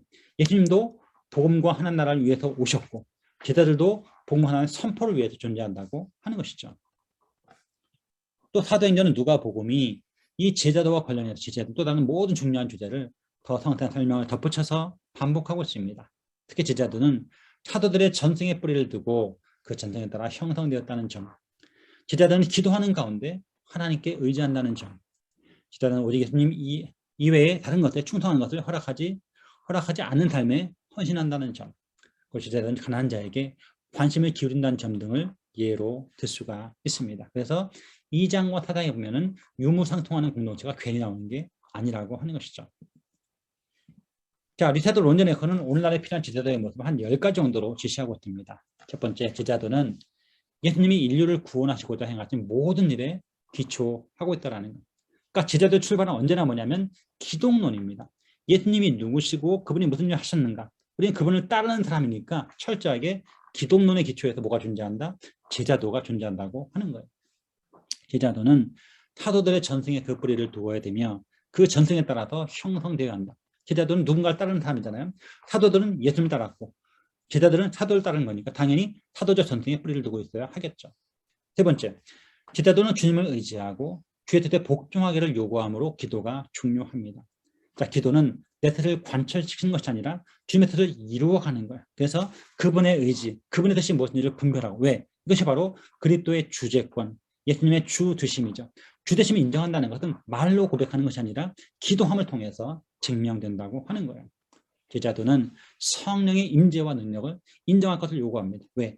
성령님은 예수님의 대리자로서 오신 거예요. 그러니까 우리는 성령의 임재와 성령의 능력을 인정해야 한다고 하는 거예요. 다섯 번째, 제자도는 예수님의 사역으로 귀결된 선자들의 선포와 관련지어서 생각해 볼 필요가 있다고 하는 것이죠. 다시 말하면 이 선자는 뭐예요? 자, 구약엔 누가 있어요? 선자가 있고 신약에 누가 있어? 사도가 있는 거예요. 다시 말하면 예수님의 제자도는 갑자기 튀어나온 게 아니라 구약의 선자들의 선포, 그 예언과 연결되어 있다고 하는 것이죠. 여섯 번째, 제자도는 그 생각과 행위 면에서 주님의 은혜를 깨닫는 것과 복음이 보편성을 지니고 있다는 것 소중히 여기도록 요구합니다. 다시 말하면 제자도는 뭐를? 은혜를, 또 뭐를? 복음을 충분히 축지하고 기억할 필요가 있다는 것. 일곱 번째, 제자도는 예수님 외에 다른 것에 충성하는 것을 허락하지 않습니다. 예수님은 경쟁 상대를 바람피는 것을 용납하지 않는 질투하시는 분이라고 하는 거예요. 여덟 번째, 제자도는 가난한 자에게 관심을 쏟을 것을 요구합니다. 그러니까 하나님 사람은 반드시 이웃 사람 표현돼야 되고, 그 이웃이라고 하는 건 내 마음에 드는 사람들만이 아니고 심지어 원수 같은 또는 가난한 사람들에게도 배려하고 지원하고 상호 돌보는 것이 반드시 필요하다고 하는 거예요. 아홉 번째, 제자들은 예수님과 사도들, 특히 바울이 보여준 섬김과 기도와 십자가를 지는 삶의 본을 따라가도록 요구합니다. 그러니까 제자들의 가장 중요한 것 중에 하나는 뭐냐면 모범이라고 하는 거예요. 우리에게 앞선 자들이 있는가? 바울의 본을 본받으라고 말하고 있는 것이죠. 마지막 열 번째, 제자도는 그 삶 속에서 믿음과 실천이 자라갈 것을 요구합니다. 그러니까 제자도는 한번 제자가 되면 끝이 아니라 끊임없이 성장하고 또 성장하고 또 성장할 필요가 있다고 하는 거예요. 자, 마지막 세 번째 인물은 찰스 탈버트라는 신학자인데, 지금 우리의 목표는 부활절 이후에, 즉 사도행전의 제자도를 묘사하는 것입니다. 자, 탈버트가 보기에 사도행전의 제자도는 누가복음의 제자도에 비추어 연구하는 것이 적절합니다. 누가행전을 전체적으로 볼 때, 그러니까 누가복음이 전반전, 사도행전이 후반전이 한다는 걸 통으로 볼 필요가 있다는 것. 제자도는 다음과 같은 다양한 방식으로 묘사할 수가 있습니다. 첫째, 그것은 모든 충성으로부터의 분리와 예수님께 대한 완전한 충성을 포함합니다. 다시 말하면 우리가 이전에 충성했던 것, 그것을 버리고 새로운 충성심을 누구한테? 예수님께로 돌려야 한다고 하는 것이죠. 그것은 즉 제자도는 회개와 예수의 이름을 받는 세례, 즉 옛 결속과의 분리와 새 권위와의 연합을 수반하는 것. 어떻게 보면 1번을 다른 방식으로 설명한 거예요. 세 번째, 그것은 거절할 수 없는 권세를 받고 살아계신 주님의 뜻과 목적에 복종하고 하나님의 부르심에 순종하는 것을 동반합니다. 여기서 살아계신 주님이라고 하는 것은 그냥 living God 정도가 아니라 죽음을 이기시고 부활하신 예수님을 의미하는 거예요. 그래서 살아계신 부활하신 주님의 뜻에 복종하고 하늘의 부름에 응답하는 것을 수반한다는 것. 각자의 부르심이 있다고 하는 것이죠. 탈버트에 따르면 누가행전의 제자도는 두 가지 차원으로 설명할 수 있습니다. 한편으로 그것은 전승으로 주저되고 경험으로 무장되며 공동체 이론이 됨으로써 형성된다는 것. 좀 말이 좀 어렵죠. 다시 말하면 사도적 전승, 예수님의 전승으로부터 시작이 되어서 그들 개인적으로 주님을 만났던 경험으로 무장이 되고 공동체 구성원이 됨으로써 제자도가 형성된다는 것. 다른 한편으로 그것은 따라야 될 생활 양식과 성취해야 될 선교 과제를 수반한다고 하는 거예요. 우리 사도행전은 선교를 엄청나게 강조하고 있습니다. 첫째, 우리는 오직 예수님께 부름을 받았을 때만 제자의 길을 걸어갈 수 있어요. 자, 주도권은 누구한테 있어요? 예수님에게 있다고 하는 거예요. 그럼 심지어 삭개오 예를 보게 되면 삭개오가 그 세리 짱으로서 예수님 만나기 위해서 얼마나 잔머리를 굴립니까? 가만히 보니 자기는 키가 작아. 사람들은 많이 모였어. 그래서 어떻게 합니까? 자기는 여리고 도시를 잘 아니까 그 메인대로 1번가에 있는 중심에 딱 보니 거기 뭐가 있었습니까? 뽕나무가 있었어. 그 돌 감람나무가 있어서 거기 올라갑니다. 올라가서 딱 지켜보고 있는데 원래 삭개오의 관심은 그냥 예수님 지켜본 정도였어요. 근데 예수님이 주도권을 가지고 이렇게 말씀하시죠. 삭개오야 내려오라. 내가 오늘 내 집에 유하여야 되겠다라고 말씀하십니다. 주도권을 주님이 갖고 계신 거예요. 언뜻 보면 삭개오가 주도권을 가진 것처럼 보이지만 사실은 주도권을 주님이 갖고 계셨다라고 하는 것이죠. 그래서 예수님이 요한복음에 뭐라고 말씀하십니까? 너희가 나를 택한 것이 아니고 내가 너희를 택하여 세웠다라고 말씀하는 거예요. 결국 제자는 오직 예수님께 부름 받았을 때만 그 제자에게 이를 수가 있다고 하는 것이죠. 이건 특별히 바울의 회심 기사에 분명하게 나타납니다. 사도행전 9장, 22장, 26장 세 번씩이나 바울의 회심 기사를 언급하는 이유도 바로 거기에 있는 거예요. 사도행전 9장에서 그리스도의 현현, 크리스토파니는 제자로의 부르심과 이방을 위한 증인으로의 헌신 둘 다를 수반합니다. 여러분, 바울의 회심 사건은요, 굉장히 독특한 사건입니다. 많은 사람이 이 사도행전 9장의 기사, 담에서의 그 체험을 선교사의 소명이라고 생각하는데 절반은 맞고 절반은 틀린 거예요. 왜? 사도 바울은 그때 회심과 동시에 선교사를 헌신한 거거든요. 그러니까 두 가지 사건이 같이 일어난 거예요. 자, 이 기사는 제자가 경험으로 형성됨을 매우 명료하게 보여줍니다. 다시 말하면 예수님을 인격적으로 만나야 돼요. 예수님을 인격적으로 만난다는 게 뭡니까? 이게 회심 아니에요? 회심? 아니, 거듭나지 않았는데 신자가 안 되는데 어떻게 제자가 됐습니까? 그러니까 신자, 믿음, 페이스가 기본이라는 거예요. 먼저 예수를 만났을 때 그때만 우리가 그분을 따라갈 수가 있다는 거예요. 그러니까 빌리빙이 먼저고 팔로잉은 나중이라고 하는 거예요. 바울의 헌신은 자신의 의지로 제자의 길을 걷는 것이 아니라 예수님의 부름을 받은 소명으로 무장된다는 거예요. 저는 간사하면서 목사인데 간사와 목사의 가장 중요한 것 중에 하나, 선교사의 가장 중요한 것 중에 하나 뭡니까? 소명이에요. 그런데 이것은 전임 사역자만 그런 것이 아니고 제자도 마찬가지라고 하는 거예요. 우리가 주님께 부름 받았을 때에만 이 제자의 길을 걸어갈 수가 있다고 하는 것이죠. 자, 두 번째, 제자의 길을 걸어감에 있어서 신적 주도권이 결정적이라는 누가의 확신은 또한 선교적 차원에서 나타난다고 하는 거예요. 누가 행자는 제자는 오직 그가 지속적인 경험으로 말미암아 무장되고 인도되며 보호될 때만 선교 과제를 성취할 수 있습니다. 성령의 권능을 받는 것은 누가 행전에서 선교를 위한 필수 조건이라고 하는 것입니다. 그래서 사도행전은 끊임없이 뭐를 강조하고 있습니까? 선교를 강조해요. 선교를 강조하는데 이 선교의 영역조차도 누가? 하나님이 주도권을 갖고 계시다는 거예요. 필립의 전도에서 보듯이 바울의 선교에서 보듯이 항상 누가? 성령 하나님 주도권을 가지고 너 서진하지 말고 북진하지 말고 북서진에서 드로아를 거쳐서 빌립보로 가 하면서 소아시아, 아시아 선교가 끝나고 유럽 선교로 턴하는 결정적인 전환점을 제공했다라는 거예요. 사마리아에 있던 빌립을 이끌어서 광야로 내몰아 에디오피아 내시를 만나게 하셨다는 거예요. 주도권을 누가? 성령 하나님이 갖고 계신 거예요.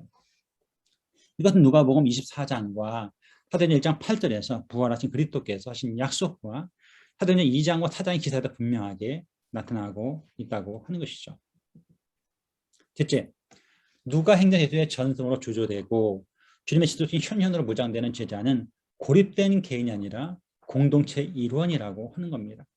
뭐 꼭 그렇게 어떻게 예리하게 칼날로 그것을 나눌 수는 없겠지만 미국식 제자훈련과 영국식 제자훈련의 차이가 바로 여기에 있어요.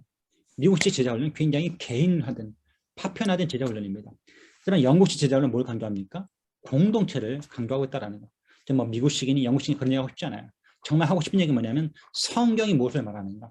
누가 행전은 뭘 말하냐면 제자란 공동체 일원이라고 말씀하고 있다고 하는 것이죠. 제자도의 공동체적 차원은 따라야 될 생활 양식과 성취해야 될 선교 영역 모두에서 발견된다고 하는 것이죠. 제자의 공동체적 차원은 사도행전 초반에서부터 강조되어 있습니다. 참 아이러니한 게 이건데 여러분 많은 사람들이 교회에 사랑이 있음을 보고 교회로 나옵니다. 근데 아이러니하게도 많은 사람들이 교회에 사랑 없음을 보고 교회를 떠나간다고 하는 거예요. 그러니까 공동체는 선교의 출발이기도 하면서 공동체 선교의 목적이기도 하더라는 거예요. 다시 말하면 우리가 공동체에서 유무상통하는 모습에 서로 섬기고 서로 희생하고 서로 양보하는 모습을 보여줄 때 사람들은 교회로 나올 것이고, 또 우리가 교회로 나오는 그 순간 또 다른 공동체를 만들어가면서 함께 성장할 필요가 있다고 하는 것이죠. 마지막입니다. 자, 누가 행전을 전체로 볼 때 누가의 제자도는 많은 현대교에서 발견되는 환원주의적 경향에 저항하고 있음이 분명합니다. 한편으로 누가 행전의 제자도는 선교로만 제안을 썼습니다. 왜냐하면 그것은 형성, 공동체 형성을 동반하기 때문에 그렇다라는 거예요. 다른 한편으로 제자되어 간 누가의 관점은 개인적이기만 하지 않다라는 거예요. 왜냐하면 제자도 철저하게 공동체적이기 때문에 그렇다라고 하는 것이죠. 자, 이번에도 빠르게 진행을 해서 제가 해야 될 일은 다 했습니다. 자, 질문할 시간 충분히 확보한 것 같은데 질문해 주시면 좋겠습니다.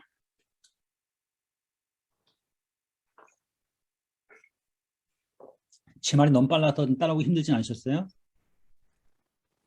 괜찮습니다. 네. 정신이 멍하신 것 같은데.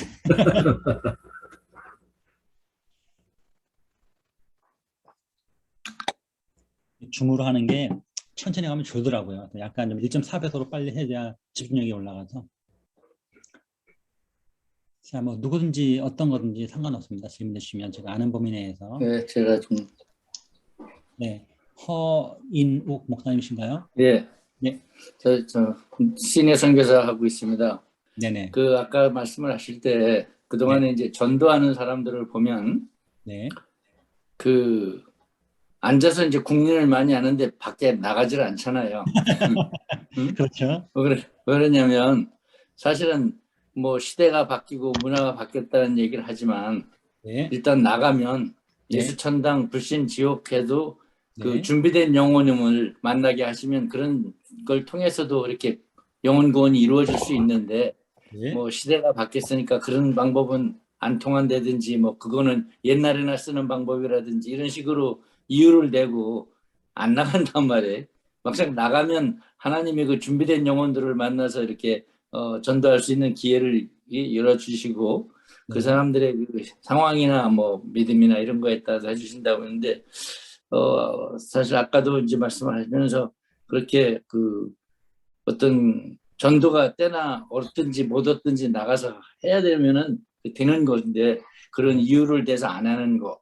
네. 그다음에 이제 그 사실은 영적인 그 자식을 키우는 거, 제 자식도 사실 하나 둘 키워보면 얼마나 힘들고 어려운 일이고 평생에 이렇게 하나 둘을 전도하기도 어려운 건데 네. 그러면 그 안 해보고서 그냥 그 많이 하려고 욕심만 부리는 그런 것들 우리 한국 사람들의 그 특징이라 그러는 거 빨리빨리 뭘 네. 빨리 뭐 어떤 성과를 벌이기 위해서 하는 이런 것들이 사실은 그 전도의 가장 장애물들이 아닌가 이런 생각들을 하거든요. 그래서 우리 목사님 생각은 좀 어떻게 네. 뭐 질문 겸 또 약간 푸념 겸 또 아쉬운 겸 이렇게 하셨는데 일단은 뭐 제가 보기엔 핑계가 많죠. 핑계가 많고요. 저는 이제 그 JDM 한국 대표다 보니까 이제 한국에 이제 학원 보고만 협의회라는 연합 기구가 있어요. 연합 기구가 있어서 뭐 CC라든지 뭐 IBF, 뭐 ESF, 조이 뭐 이런 13개 국내 13개 단체가 함께 연합해서 일들을 하는데 최근 들어서 한 최근 한 3년, 5년 사이에 어떤 논의들을 많이 하고 있냐면 이런 논의를 많이 해요. 도대체 복음이란 무엇인가? 또 복음화란 무엇인가? 이런 얘기를 하는 거죠. 그래서 저는 그 얘기를 들을 때 좀 짜증이 나거든요. 왜 짜증이 나면 똑같은 얘기예요. 그래서 한 13개 단체 중에 한 2분, 3분 정도만 그런 논의 그만하고 나가 전도하자고 이렇게 된 거죠. 그러니까 복음이 뭐다? 뭐 팀 켈러가 말하는 복음, 뭐 라이프 리터가 말하는 뭐 복음, 뭐 선교적 교회, 뭐 그런 논의 다 중요한데 그런 아이디어를 쌈박하게 정리하고 요약하는 것도 필요하겠지만 무식한 것보다는 게 나니까 연구해야 되겠지만 실제로 탁상 공론만 하고 나가지는 않는다고 하는 거예요. 그래서 뭐 잘하신 얘기지만 에밀 브루노가 했던 얘기처럼 선교하지 않는 교회는 불타지 않는 교회, 즉 교회가 아니라고 말하는 거거든요.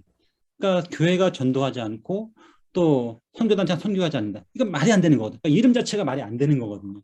근데 언제부터인지 교회도 선교단체도 우리 개인도 심지어 목사님들도 간사님들 전도하지 않고 있다는 거죠. 그냥 확보된 회원들 가지고 잘 양육해서 그냥 밥벌이 도구처럼 사용하고 있다는 거죠. 그럼 굉장히 무서운 죄를 짓고 있는 것이죠. 그런 면에서 우리 시대가 바뀐 건 사실이에요. 전도 방법과 또 지혜가 필요한 건 하긴 하지만 우리가 어찌하든지 어떤 방식을 동원해서든 복음을 전해야 되겠죠. 그래서 뭐 복음을 전해야 합니다라고 끊임없이 외치는 것보다는 실제로 아까도 말했지만 어쨌든 비신자의 관계성을 갖고 있어야 돼요. 그래서 네트워킹이 전혀 없는 상태에서 복음 전도가 일어나겠습니까? 안 일어나죠. 그러니까 맨땅에 헤딩하기보다는 어쨌든 그래도 지인 전도가 쉽거든요. 그러니까 관계를 맺고 가장 가까운, 가장 힘들다고 하는 가족들, 또 친구들, 뭐 동창들, 뭐 이웃들, 그리고 생판 모르는 사람들 만나서 외선당 불순종을 전하기보다는 뭐 그렇게 하면 좋겠지만 그렇게 할 수 있는 기회를 또 가져서 복음 전할 수 있는 것기도 하고 뭐 심지어 목욕탕 가서 복음 전하는 사람도 있고 식당에서 복음 전하는 사람도 있고 우연히 지나가면서 복음 전하기도 하거든요. 그래서 어쨌든 특상 공론보다는 기회가 왔을 때 복음을 적절하게 전할 채비를 하고 그래서 우리 속에 관한 소망이 이유를 묻는 자들에게라는 말은 그런 때가 반드시 온다라는 거죠. 왔을 때 준비된 사람은 그냥 단 3분 내에 5분 내에 30분 내에 이야기할 수 있는 거예요. 여러분 생각해 보세요. 광야로 갔는데 에디오피아 내시가 이사야 말씀을 읽었어요. 그 친구가 뭘 읽었을까? 히브리어를 읽었겠죠. 그러니까 대단한 실력한 거예요. 근데 그게 뭐 히브리어 성경이든 번역된 성경인지 잘 모르겠지만 집사 빌립이 그것을 해석했다는 거 아니에요. 해석하고 이사야 53장 말씀에서 복음을 설명한 거거든요. 그러니까 어마어마한 실력한 거죠. 근데 우리는 어떤 것을 하고 있냐? 아, 나는 뭐 신학도 안 했는데, 나는 뭐 목사도 아닌데, 나는 박사도 아닌데 이렇게 말한다는 거죠. 근데 저는 어떤 생각이냐면 요즘 목사님들이 너무 이제 강의를 열심히 잘하셔가지고 로마서 한 절 갖고 설교를 해요. 전 정말 존경스러워요. 아니 어떻게 저는 한 장 갖고 하기도 벅찬데 어떻게 한 절 가지고 한 시간씩 막 하시는지 잘 모르겠어요. 대단한 썰 푸는 거라고 생각은 되지만 정말 그 설교라고 볼 수 있을까라고 회의가 들기도 하고요. 또 하나는 뭐냐면 이런 거죠. 바울이 로마서를 썼을 때 바울은 논문을 쓰지 않았을 거예요. 바울은 논문 쓴 게 아니에요. 논문 쓴 게 아니라 바울은 로마 교회를 개척한 적이 없어요. 그래서 로마 교회 성도들에게 어떻게 하든지 복음을 다시 한번 설명해주고 위로하고 격려하기 위해 썼을 거란 말이에요. 그러면 로마서는 편지잖아요. 그러니까 편지는 편지로 봐야죠. 이런 편지를 가지고 파싱을 하고 있고 분석을 하고 해석하고 연구를 하고 있단 말이에요. 그게 과연 옳은 태도인가라고 생각이 되죠. 저는 아멘. 많은 지식을 쌓는 게 중요하지 않다고 봐요. 그래서 아멘. 고대가 되었든 현대가 되었든 물론 공부해야 될 사람들 계세요. 교수님들 열심히 공부해야죠. 학자들 열심히 공부해야 됩니다. 하지만 우리는 다 학자가 아니고 다 교수가 아니고 우리는 그리스도인이에요. 그럼 누구도 없이 신자라고 하는 것은 뭐로? 증인으로, 위트니스로 부름을 받은 거죠. 그러면 증인된 사명을 감당해야 되는데 우리는 자꾸 뭐 하려고 하냐면 변호하려고 해요. 예수님은 변호가 필요 없어요. 예수님 처음부터 지금까지 주님이시고 처음부터 지금까지 구세해 주시고 아멘. 그분의 정체는 흔들리지 않습니다. 근데 우리가 우리 알량한 입술로 그분을 변화한다고 변하고 있는 거죠. 그럴 필요 없이 우리가 만난 예수, 우리가 알고 있는 예수를 전하면 됩니다. 아멘. 우리가 왜 전도가 힘드냐면 그 아까 질문하신 분하고 조금 거리가 있을 수 있는데 이런 거예요. 우리 안에 욕심이 있는 거죠. 욕심이 나서 내가 복음을 전해야 되고 내가 전한 김에 바로 회심해야 되는 거. 그럼 굉장히 위험한 생각입니다. 이것이 소위 말하는 제가 믿는 장로교 신학의 구원론의 한 파트입니다. 구원론 한 파트에 콜링, 소명 파트가 있어요. 소명 파트에 뭐가 있냐면 내적인 부르심과 외적인 부르심이 있죠. 외적인 부르심이 있고 내적인 부르심인데 이 외적인 부르심이 뭐냐면 우리가 전도하는 거거든요. 우리가 우리 입술을 열어서 복음을 소개하는 거예요. 근데 그 친구가 내가 예수 믿어야지라고 결단하는 게 뭐냐면 바로 내적인 부르심이거든요. 성령이 그 순간 그 사람 마음에 역사하셔서 믿게끔 만들어주는 거예요. 그 일은 주님이 하시는 거예요. 우리는 복음을 전하면 돼요. 우리는 복음을 전하면 되고 그 영혼이 예수를 믿게 되는 것은 결정적으로 성령님이 하실 거라는 거예요.